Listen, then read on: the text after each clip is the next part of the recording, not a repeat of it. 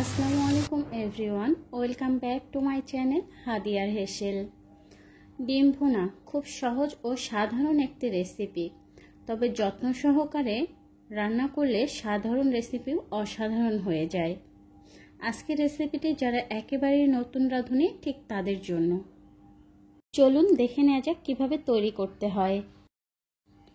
এর জন্য একটি প্যানে পরিমাণ মতো পানি দিয়ে নিচ্ছি। ফুটে এলে এতে ডিমগুলো দিয়ে দিব এবং 1 চা চামচ লবণ দিচ্ছি সেদ্ধ করার সময়। এতে করে ডিমের খোসাটা অনেক ইজিভাবে ছাড়িয়ে নেওয়া যাবে। আমার ডিমগুলোকে ফুল বয়েল করতে সময় লেগেছে 7 থেকে 8 মিনিটের মতো। ঠান্ডা করে নিব এবং 2 হাতের মাঝখানে হালকা চাপ দিয়ে খোসাগুলোকে ছাড়িয়ে নিচ্ছি। সবগুলো ডিমের খোসা আমি ঠিক সেমভাবে ছাড়িয়ে নিয়েছি। খোসা ছাড়ানো হয়ে গিয়েছে, এখন পানি দিয়ে পরিষ্কার করে নিয়েছি এবং একটি কাঁটা চামচ দিয়ে ডিমগুলোকে ছিদ্র ছিদ্র করে দিচ্ছি। এতে করে ভাজার সময় আর ফোটার ভয়টা থাকে না। এবং আপনারা চাইলে একটি ডিমের খোসা ভেঙে এভাবে লম্বা দাগ কেটে নিতে পারেন। একটি পাত্রে পরিমাণ মতো রেগুলার তেল দিচ্ছি ডিমগুলোকে ভেজে নেওয়ার জন্য। এতে 1/2 চা চামচ লবণ এবং 1/2 চা চামচ হলুদের গুঁড়ো দিয়ে দিচ্ছি। হলুদের গুঁড়ো দেওয়ার পর 2 থেকে 3 সেকেন্ড ভালোভাবে মিশিয়ে নিয়ে সঙ্গে সঙ্গে ডিমগুলোকে দিয়ে দিতে হবে। এতে করে ডিমের কালারটা সুন্দর ও পারফেক্ট আসবে।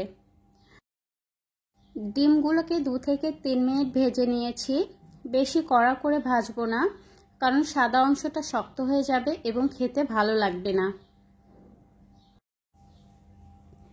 ডিম ভাজা তেলে 1.5 কাপ পেঁয়াজ কুচি দিয়ে দিচ্ছি এবং 3 থেকে 4টি ছোট এলাচ ও 1 টুকরো দারুচিনি ও 2 টুকরো তেজপাতা দিচ্ছি এবং পেঁয়াজগুলোকে হালকা নরম করে ভেজে নিব। এই সময়টা মিডিয়াম আঁচে ধৈর্য ধরে ভেজে নিতে হবে।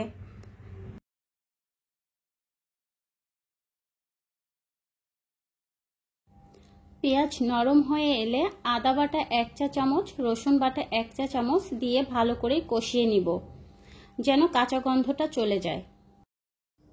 এখন গুঁড়া মশলাগুলো অ্যাড করে দিব। লবণ 1 চা চামচ, হলুদ 1/2 চা চামচ, লাল মরিচের গুঁড়া 1 চা চামচ, ধনিয়া গুঁড়া 1/2 চা চামচ, ভাজা জিরার গুঁড়া 1 চা চামচ। সবগুলো মশলা দেওয়া হয়ে গেলে ভালোভাবে মশলাগুলোকে কষিয়ে নিতে হবে। কষানো হয়ে গিয়েছে, এ পর্যায়ে পরিমাণ মতো পানি দিয়ে দিব ঝোলের জন্য।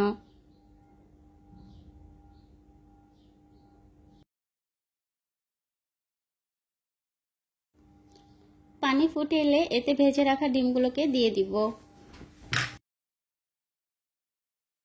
এবং কিছুটা সময় পর 2টো গোটা কাঁচামরিচ দিয়ে দিচ্ছি।